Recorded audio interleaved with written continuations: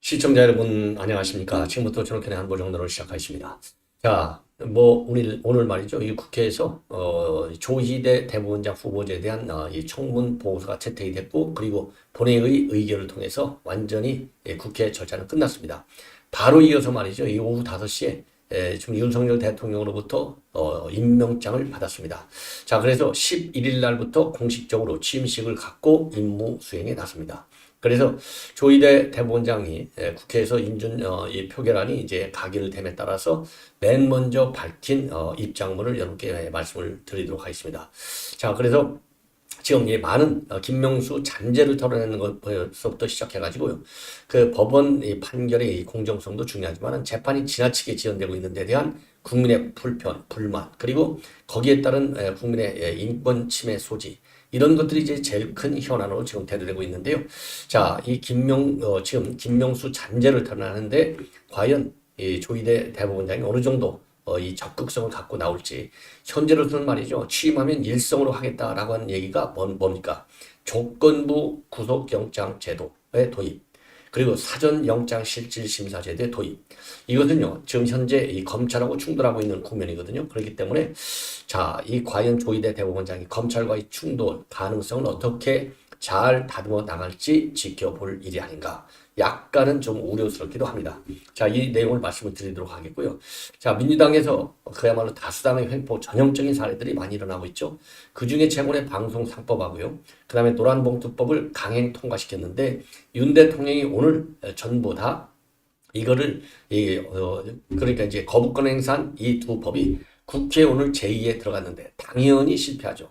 그래서 이 노란봉투법과 방송상법은 완전히 무산이 됐습니다. 그러니까 민주당에서 말이죠. 지금 국회에서 시위를 하고 있어요. 야, 이거 민주당 반드시 심판 요소로 작용할 것이 분명해 보이고요. 그 다음에 이재명이가 궤변 아닌 궤변. 그래서 오늘 검찰로부터 망신을 당했어요. 한마디로 얘기해서 내가 국회 증언법에 따르면은 설령 이 백현동 이 사건과 관련된 국토부 압박이 없었다 하더라도, 그 본인의 증언 내용이 허위라 하더라도 나는 처벌받지 않아 했다가 검찰의 강한 반격에 직면했습니다. 이 얘기는요, 결국은 이재명이가 양심 선언한 거나 마찬가지예요. 왜?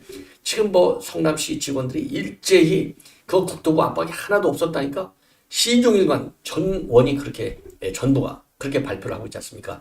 그러니까 이제 이재명이도 재판정에서 더 이상 버티기가 어려운 거예요. 그래서 그거 허위라도 괜찮아. 나는 처벌을 받지 않아. 국회 증언감찰법에 그렇게 돼 있어. 왜냐? 국회 증언감찰법에 허위를 하더라도 불이익 처분을 받지 않는다라는 규정이 있다는 겁니다. 그래서 검찰의 반박은 무슨 소리야? 불이익 처분 속에는 형사처벌이 들어가지 않아. 그래서 완전히 망신을 당한 거예요. 이 내용을 여러분께 보도해 드리도록 하겠고요. 그리고 공수처 오전 5패가 됐는데요. 오전 5패의 마지막 딱 5패짜리 누가 날렸느냐? 바로 유창훈이가 날렸어요. 유창훈이가 또다시 사건을 일으킨 거나 저는 마찬가지입니다. 자, 그러다 보니까요, 이 로또 판사가 영장실질심사잖아요. 여기에 대한 문제점이 이게 일만저만이 아니다. 그래서 조선일보에서 이 로또 판사의 문제점이 뭔지 아주 자세하게 길게 분석을 하고 있습니다. 그래서 요 내용도 간략해서 이렇게 이제 말씀을 드리도록 하겠습니다. 그러면요, 우선 이제 조희대, 지금 이제 방금 이 5시경에 지금 이제 이 임명을 제거했습니다. 일성이 겸손한 자세로 봉상했다. 그리고 대법관 제청 절차를 바로 진행하겠다. 자, 그래서 요 내용을 먼저 말씀을 드리도록 하겠는데요. 자, 우선 이제 이 조희대 대법원장 후보자, 이제 후보자 신분을 띄고 이 대법원장 이 공석 74일 만에 이제 일을 시작하게 된 겁니다. 자, 그래서 여러분들 잘 아시다시피 이게 264표 찬성표와 반대표가 10표밖에 되지 않아요. 자, 그래서 지금 이제 인사청문회와 관련해 보면 성인지 감수성이 좀 부족한 걸로 보이지만 그 도덕적인 하자가 전혀 없다. 그래서 무난한 직무 수행이 가능하다. 이래서 이제 통과가 됐습니다. 자, 통과가 됐고요. 그래서 이제 임명장까지 받았어요. 그래서 오늘 이 찬성률이 90.41%, 그리고 부가 6.16%, 기권이 3.42%가 됐습니다. 자, 그래서 이제 굉장히 개인적으로도 보면 이제 영광스러운 것이고요.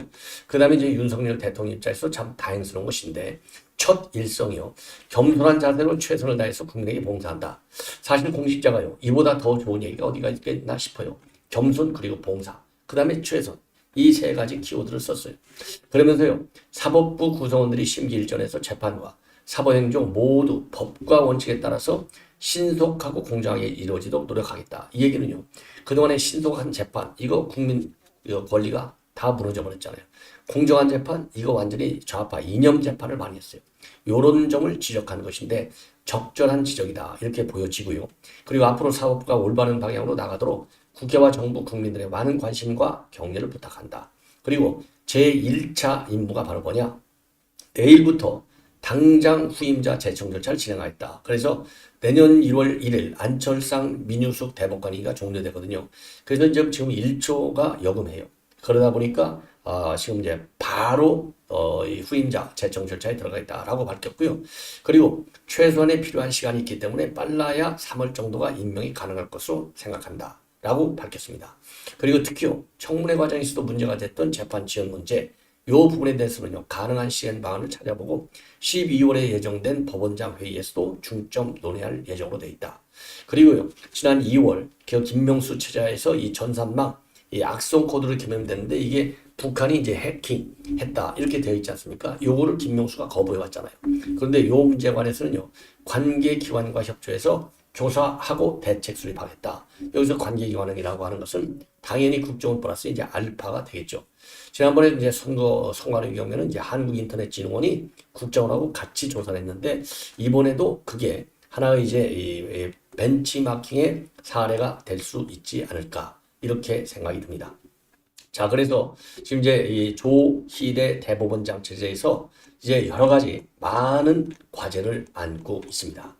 많은 과제를 안고 있는데 그 중에 지금 조금 전에도 말씀드린 대로 재판 지연 문제라든가 이것도 이제 가장 큰 문제지만요.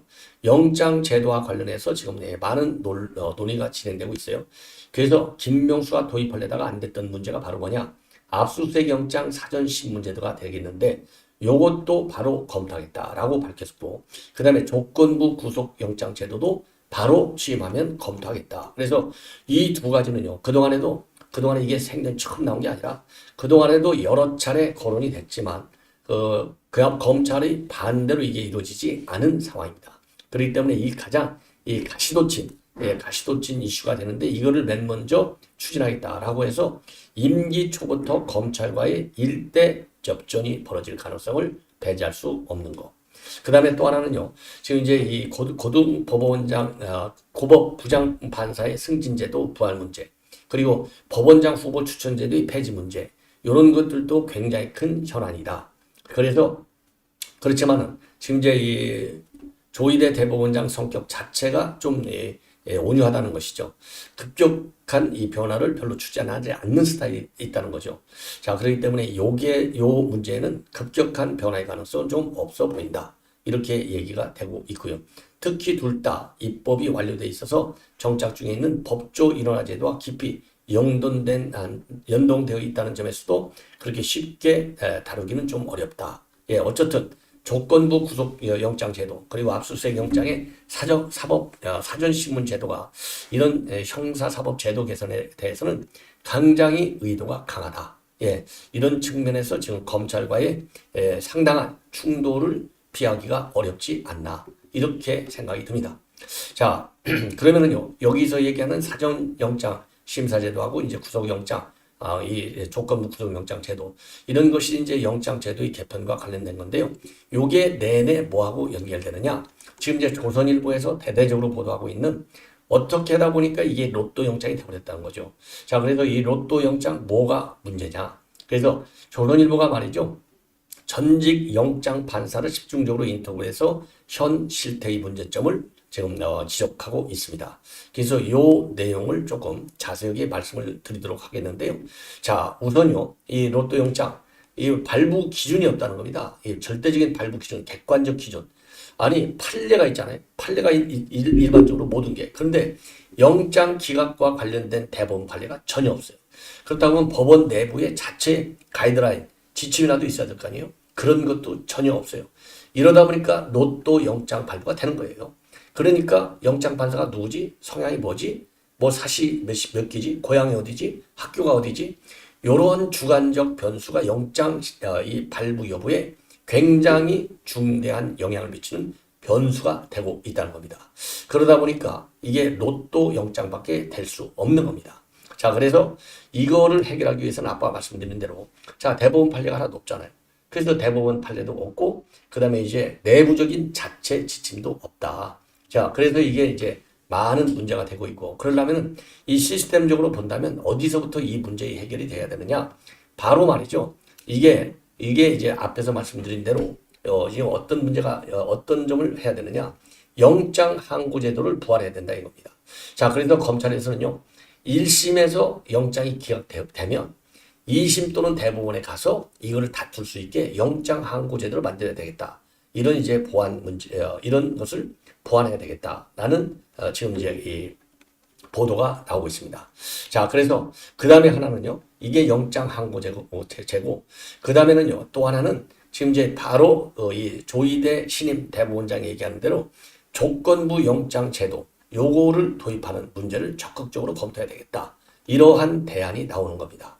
자, 그래서 그러면 그동안에 영장 실질심사 제도는요. 97년도부터 도입이 됐다고 그래요. 근데 이거 도입될 적에도 이 판사들의 이 업무 부담을 늘어준다.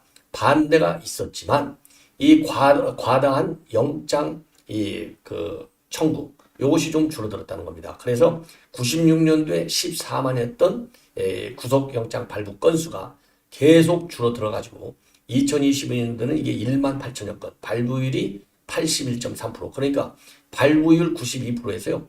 중간에 2007년도에 78% 떨어졌다가 지금은 이 발부율이 81.4% 떨어진 거예요. 그래서 오히려 이게 긍정적 효과를 주고 있다는 겁니다. 자, 그렇다고 본다면 이 로또 영장을 방지하기 위해서는 뭐가 필요하느냐? 검찰 입장에서 본다면은 영장 항고제를 추진해야 된다는 겁니다. 그래서 항고 또는 재항고를 통해서 상급 법원에서 다시 영장 심사를 받는 제도를 도입해야 되겠다. 근데 법원은 이걸 또 반대하고 있어요. 왜? 이것도 이제 계속 판사들 업무가 늘어난다는 것이죠. 그리고 조건부 영장 제도의 경우에는요. 이 피해 제2, 제3의 피해가 우려된다. 그래서 검찰이 반대하고 있어요. 여기 이거는 이제 조건부 영장 제도라고 쓰면요. 일단 불구속을 하는 겁니다. 불구속을 하는데 그러니까 구속영장이 떨어진다 하더라도 구속을 안 해. 조건부로다가 풀어주는 거예요. 예, 어떤 조건이냐? 주거지를 제한한다. 그리고 위치 추적 장치를 부착해. 그래서 이 조건을 갖다가 깰 경우에는 바로 그때 가서 구속하는 거예요. 자, 이거는 검찰이 반대하고 있어요. 그리고 법원은 거꾸로 지금 조희대 신임 대법원장도 추진을 강력히 하겠다라고 밝히고 있는데 로또 영장을 없애기 위한 보완 장치 중에 하나로 영장 항고제 그리고 조건부 영장제 이런 것들을 적극적으로 검토해야 될 것이 아니냐. 이런 지금 의견이 나오고 있는 것이고요. 이렇게 해서 영장이 이제 자주 기각이 되다 보니까 지난번에 신당동 그 살인 사건이 있었잖아요. 이런 지금 문제점이 제기되고 있는 그런 상황이다. 예. 자, 그래서 이 로또 영장을 막기 위한 이 기준치 설정이 필요한데 이 기준치 설정 중에 하나가 이제 내부 가이드라인을 만들 필요가 있다. 이러한 얘기가 지금 법 쪽에서 제기되고 있는 겁니다. 자, 그래서 이제 대표적으로요. 지금 이 영장 기각 대표적인 사례가 바로 유창헌에 의한 이 이재명 대표에 대한 구속영장 기각이잖아요. 본래 이게 여러분들 잘 아시다시피 대북 송금 문제하고 백현동 비리 위증 교사를 묶어서 청구했어요. 왜? 만에 하나라도 영장이 백현동이나 어느 셋 중에 한두 가지가 좀 미흡하다 하더라도 수사가 안전하게 구속영장이 발부될 수 있도록 위증 교사 철저하게 수사가 잘 된 요거까지 갖다 넣어놨어요. 그럼에도 불구하고 유창헌이가요. 위증 교사 혐의는 소명됐다. 이렇게 하면서도 영장을 기각해요. 그 이유는 뭐냐? 위증 교사 증거가 증거가 확보가 돼서 추가 증거 인멸 우려가 없다는 얘기가 되는 거예요. 그러니까 피의자한테 증거 인멸 우려가 있으면 위증 교사를 한 증거가 없어야 한다는 얘기인데 이게 앞뒤가 안 맞아요. 그래서 지금 검찰에서는 수사를 잘하면 증거가 확보돼서 증거인멸할 우려가 없다고 해서 기각하고, 또 증거가 부족하면 다툼의 여지가 있다고 해서 소명이 덜 됐다고 해서 영장이 기각하고, 이래서 로또 영장이라는 말까지 나오고 있고, 대표적인 것 중에 하나가 지난번 신단역 살인사건, 여성 영문을 살해한 사건, 그 당시 난리가 났지 않습니까? 요것도 말이죠. 법원이 처음부터 검찰이 청구한 구속영장을 기각하지 않고 발부를 했으면 이런 피해가 없었을 텐데 하고 아쉬워하고 불만이 생기는 거예요. 이런 사례가 굉장히 많고요. 그 다음에 구속 사유에 대한 판단도 이 판사의 재량으로 되어 있어요. 예, 그 이유는 뭐냐? 구속 사유도 지 멋대로 구속 사유를 넣는 거예요. 왜 그러냐? 법원의 영장 발부 기각에 대한 자체 기준이 없기 때문에 그렇다는 겁니다. 그래서 법조계에서는요, 이제는 영장 항고제를 도입해야 될 것이 아닌가. 그래서 구속 기준에 판례를 쌓아 나가야 되겠다. 예, 판례. 이거 자연스럽게 이제 판례가 생기지 않습니까? 대부분에서. 자, 그래서 이러한 문제에 관해서 이제 해결을 해야 되는데, 검찰하고 법원이 아까 이제 이 자료 화면에서 이렇게 보여드렸듯이요. 검찰이 찬성하면 법원은 반대하고, 법원이 찬성하면 또 검찰이 반대하고, 이래서 이러지도 못하고 저러지 못하는 딜레마에 빠져 있다는 겁니다. 자, 그래서요, 요 두 제도에 대한 이 공론화 작업도 굉장히 시급한 것이 아니냐. 그래서 이 사회에서 우리 국민들은 이 부분을 어떻게 보고 있는지 여기에 대한 여론의 이 추이도 그리고 여론도 분석을 해서 그 전문가들 그리고 사회 지도층 인사들 그리고 각계각층 인사들이 보는 이 영장 항고제하고 사전 구속영장 제도 도입 여부를 면밀히 검토하는 그런 필요성이 있다라고 지적하고 싶습니다. 자, 그 다음에는 이러다 보니까 바로 조금 전에 말씀드린 대로 이재명 같은 인간이 나오는 거예요. 자, 그래서 이재명 같은 인간이 어떤 인간이냐? 참 이게 기가 막히시죠. 여러분들 잘 아시다시피 이재명이가요. 오늘 또 금요일이니까 대장동 사건 재판이 이어졌어요. 여기에서 일제히 성남시 공무원들이 그 국토부 압박 없었다. 증언이 계속됐습니다. 그러니까 이재명 측에서 그거 걱정 안 해도 돼. 허위라 하더라도 나는 처벌을 안 받아. 이러면서 국회 증언감정법을 딱 인용을 했어요. 여기에 대해서 검찰이 이제 열이 받친 겁니다. 무슨 소리야? 그런 식으로 국회 관련 증언 관련 법을 해석하는 게 아니야. 이렇게 해서 이제 망신을 당한 겁니다. 자, 그래서 오늘 말이죠. 오늘 이 재판에서도 이재명이는 망신을 당했고 오늘 재판에서 처음으로 제가 보기에는 이재명의 이거는 또 다른 형태의 양심선언이나 마찬가지다. 왜? 허위 사실이라 하더라도 처벌을 안 받아. 이렇게 얘기했잖아요. 그 얘기는 내가 얘기를 한 것은 허위 사실이 맞아. 이 얘기를 뒤집어 얘기한 거예요. 이게 동전의 양면이나 마찬가지 않습니까? 그래서 처벌받지 않는다는 그런 근거로 국회 증언강정법을 인용을 했어요. 예, 국회 증언감정법. 왜냐? 오늘요. 34부 이제 공직선거법 위반 혐의로 이제 기소가 돼서 지금 재판이 쭉 진행되고 있지 않습니까? 자, 그동안에 성남시 도시계획과 근무했던 직원들 일제히 재판장에 나와서 그런 사실 없다고 얘기했고 오늘도 성남시 도시계획과에서 이 용도 변경 담당했던 직원이 나와서 증인으로 얘기를 했어요. 전혀 압박받은 사실이 없다. 그리고 성남시청 내에서 국토부가 이 혁특법, 그러니까 이제 공공기관 지방 이전에 따른 혁신도시 건설 지원에 관한 특별법을 근무해서 직무유기를 문제 삼겠다는 소문을 들은 적이 있느냐? 전혀 기억이 없다. 이렇게 얘기했습니다. 그리고 지난달 24일 날 증언했던 비시도 압박이 없었다. 예, 이렇게 입장을 밝혔어요. 자, 그래서 이 똑같은 내용으로 지금 답변을 하는 겁니다. 예. 그리고 직접 또 대면 보호까지 이재명한테 그거 안 된다라고 얘기했다는 건 압박받는 사실이 없다고까지.